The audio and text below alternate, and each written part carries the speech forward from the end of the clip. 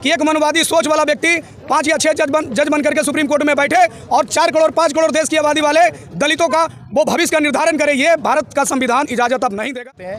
जो अभी आपने देखे 1 तारीख को कॉलेजियम सिस्टम जो आरक्षण के बीच आरक्षण जो देने का काम कर रहे हैं, ये बहुत निंदनीय है और इसकी मैं घोर निंदा करता हूँ। और हमारी संख्या यहाँ पे 85% है, तो वो जानता है कि इसमें कॉलेजन नहीं करेंगे तो हमारा राज आएगा नहीं। ये जनसंख्या के आधार पर अपना प्रतिनिधित्व का अधिकार है। शेखपुरा में सुप्रीम कोर्ट का आदेश वापस लो, नरेंद्र मोदी मुर्दाबाद के नारे के साथ जगह जगह भारत बंद के दौरान रोड जाम करने के लिए सुबह से लोग सड़कों पर आए। भारत बंद करने को लेकर पासवान एकता मंच के जिलाध्यक्ष सनोज पासवान, अरविंद पासवान, जितेंद्र पासवान, विजय पासवान, अखिल भारतीय धारी विकास मंच के प्रदेश अध्यक्ष मनोज, ललन राम, हरिकिशोर धारी एवं धर्मेंद्र धारी सहित समर्थक सड़क पर उतरकर रोड जाम कराया।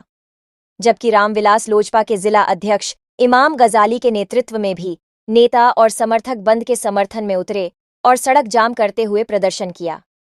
हालांकि इसमें आम लोगों की भागीदारी बहुत अधिक नहीं रही। बंद करने आए समर्थकों ने बताया कि सरकार और सुप्रीम कोर्ट के द्वारा आरक्षण को खत्म करने का प्रयास किया जा रहा है, इसलिए हम लोग रोड जाम करने के लिए उतरे हैं और आज भारत बंद किया गया है। जब जिले सभी चौक चौराहों पर जाम कर दिया था, जिसमें 3 मोहानी मोड़, मेहुस मोड़, कॉलेज मोड़ एवं दल्लू चौक सहित मोड़ को जाम रखा गया था।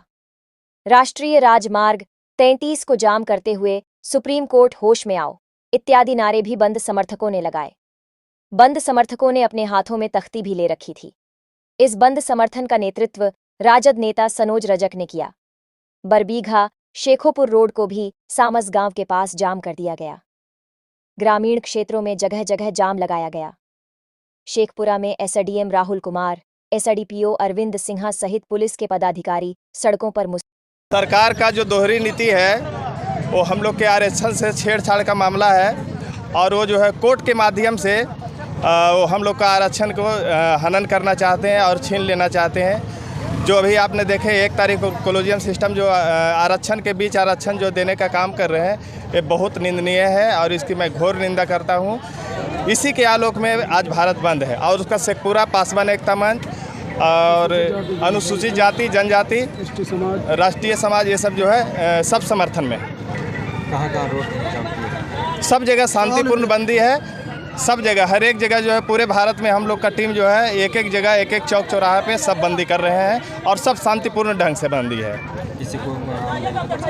किसी तरह से कोई परेशानी नहीं है। जो आवश्यक सेवा है वो चालू है और जो भी जैसे एम्बुलेंस है, आपका दूध की गाड़ी है, जो भी आवश्यक सेवा है, दमकल है, परीक्षार्थी है जो अपना एडमिट कार्ड दिखा रहे हैं वो अपना एग्जाम देने के लिए जाए। आप क्या चाहते हैं, क्या होना चाहिए? सरकार हम लोग की मांगे की सुने और जो है सुप्रीम कोर्ट से हमें ये मतलब कहना चाहते हैं कि अपना जो है पुनर्विचार करे इस पर और हम लोग के साथ तानाशाही रवैया नहीं अपनाए। क्या नाम है? सनोज पासवान एकता मंच जिला अध्यक्ष। सबसे पहले आपको पता हो, बीते 1 अगस्त को माननीय सुप्रीम कोर्ट के द्वारा आरक्षण में सब कोटा के ऊपर जो है एक स्टेटमेंट आया था, कोटा में कोटा का।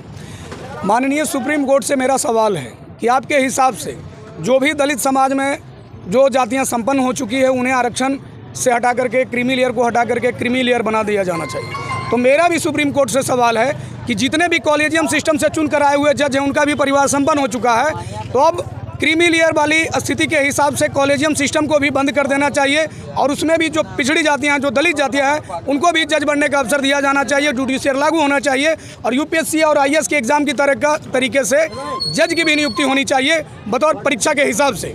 इसलिए जिससे हम लोग को ये कतई मंजूर नहीं है कि एक मनवादी सोच वाला व्यक्ति 5 या 6 जज बन करके सुप्रीम कोर्ट में बैठे और 4 करोड़ 5 करोड़ देश की आबादी वाले दलितों का वो भविष्य का निर्धारण करे, ये भारत का संविधान इजाज़त अब नहीं देगा। संविधान अगर बदलने की बात आएगी तो हम लोग सरकार बदल देंगे, यहाँ तक कि सुप्रीम कोर्ट को बदल देंगे। क्रीमी लेयर से क्या नुकसान है? क्रीमी लेयर को नुकसान देखिए, आपको भी पता है, बहुत सारे जो दलित है, अगर मान लीजिए एज हम खड़े हैं, एज इतने सारे भाई बंधु खड़े हैं, इनके पास ये कैपेबिलिटी नहीं है, कॉलेजियम सिस्टम पर ही बंद कर रहे हैं। कॉलेजियम सिस्टम से हमें ये नुकसान है, क्रीमी लेयर पर ही हम बात कर रहे हैं। क्या हमारी क्षमता है कि हम संसद तक जा सकते हैं? चूंकि भारतीय राजनीति इतनी महंगी हो चुकी है कि बिना क्रीमी लेयर का जो प्रतिनिधित्व है, भारत का कोई भी दलित आदिवासी अगर क्रीमी लेयर खत्म हो जाता है तो आप ये मान करके चलिए कि संसद में एक भी दलित का बच्चा आवाज़ उठाने के लिए वहाँ तक नहीं पहुँच पाएगा, क्योंकि भारत की जो मनुवादी सोच है उसमें हम लोग उस सोच के साथ कहीं भी फिट नहीं बैठते हैं। इसलिए क्रीमी लेयर का होना अति आवश्यक है। जब तो क्रीमी लेयर ही तो हो रहा है, इसीलिए का तो विरोध हो रहा है। क्यों हो रहा है? तो कॉलेजियम में क्रीमी लेयर नहीं है क्या?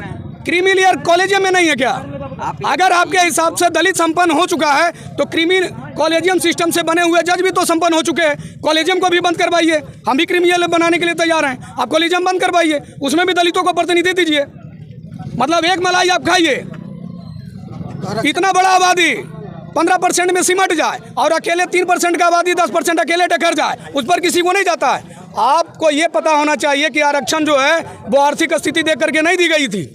आरक्षण जो है वो छुआछूत और भेदभाव जातिगत आधार पर दिया गया था। क्या रीजन है कि माननीय मुख्यमंत्री, पूर्व मुख्यमंत्री बिहार सरकार श्री जीतन राम मांझी जी जब मंदिर जाते हैं दर्शन करने के लिए, वो तो बहुत बड़े ओहदे को सम्मानित किए थे, बहुत बड़े पद को सुशोभित किए थे। उनके मंदिर में जाते ही वहाँ से जब वो लौटते हैं तो उस मंदिर को धो दिया जाता है। माननीय पूर्व मुख्यमंत्री अखिलेश यादव जी जब बंगला खाली करते हैं तो उस बंगले को धो दिया जाता है। क्या मानसिकता है ये? अगर आज भी आपको लगता है कि हमारी छोटी जातियाँ होना हमारा गुनाहगार है, हमारा जाति आपको दिख जाता, हमारा आरक्षण आपको दिख जाता, हमारे साथ भेदभाव छुआछूत वो नहीं दिखता है। आज मर्डर, आज बलात्कार, एक मिनट, सिस्टम बंद करो। आज बलात्कार सभी जगह है। कोलकाता में ममिता बनर्जी के साथ मेरी संवेदनाएं हैं। मुजफ्फरपुर में रूपाराम के साथ भी बलात्कार है। हाजीपुर में 2 साल की बच्ची के साथ, पासवान की बच्ची के साथ बलात्कार हुआ। बताइए कितना नेशनल मीडिया ने उस न्यूज़ को कवर किया। आज ममिता को देश की बेटी बताया जा रहा है, उसके लिए उसके समर्थन में कैंडल मार्च निकाला जा रहा है। कितने राष्ट्रवादी संगठन जो है वो रूपाराम के समर्थन में कैंडल मार्च निकालें? बताइए, अगर ये भेदभाव नहीं है तो क्या है? कितने % दलित हत्या हुई है बिहार में? बीते 5 वर्षों के अंतराल में इतने पासवान युवाओं की हत्या हुई। कितने राष्ट्रवादी संगठनों ने पासवान की हत्या के खिलाफ कैंडल मार्च निकाला है? क्या नाम है आपका? अरविंद कुमार पासवान एक कामन जिला उपाध्यक्ष। ऐसा जो कानून बना के जो समस्या लागू कर रहा है SC ST पर, यह आरक्षण का मतलब होता है रिप्रेजेंटेशन, प्रतिनिधित्व का अधिकार है। और हमारी संख्या यहाँ पे 85% है। तो वो जानता है कि इसमें कोलिजन नहीं करेंगे तो हमारा राज आएगा नहीं। ये जनसंख्या के आधार पर अपना प्रतिनिधित्व का अधिकार है। और ये हमेशा से ये सरकार जो है हनन करने का अधिकार कर रहा है। पहले SC ST को ख़त्म किया, अब ये जातिगत करके ये आपस में बांट रहा है। इसमें क्या होगा? लोगों को विखंडित करेगा। ये मामला है। तो प्रतिनिधित्व का अधिकार है ये। इसमें क्या परेशानी है? ये परेशानी नहीं है। आप 10-15% को 100% नहीं छोड़ सकते। आप सुप्रीम कोर्ट को देख लीजिए, कितना % SC ST OBC का जज है। ये नया कानून लागू करता, फिर से भुखमरी कगार पर भारत को लेके आ रहा है। क्या प्रतिनिधित्व का अधिकार निचले वर्गों का नहीं है? ये हमारा संसद ये सब अगर करता तो हम लोग यहाँ भीड़ इकट्ठा करने की क्या जरूरत है? ये सब भड़ुआ दलाल बन के बैठा हुआ है आराम से। पासवान आपके हैं? ये मैं उस पर कुछ नहीं बोल सकता हूँ। क्या नाम है आपका? शशि भूषण कुमार।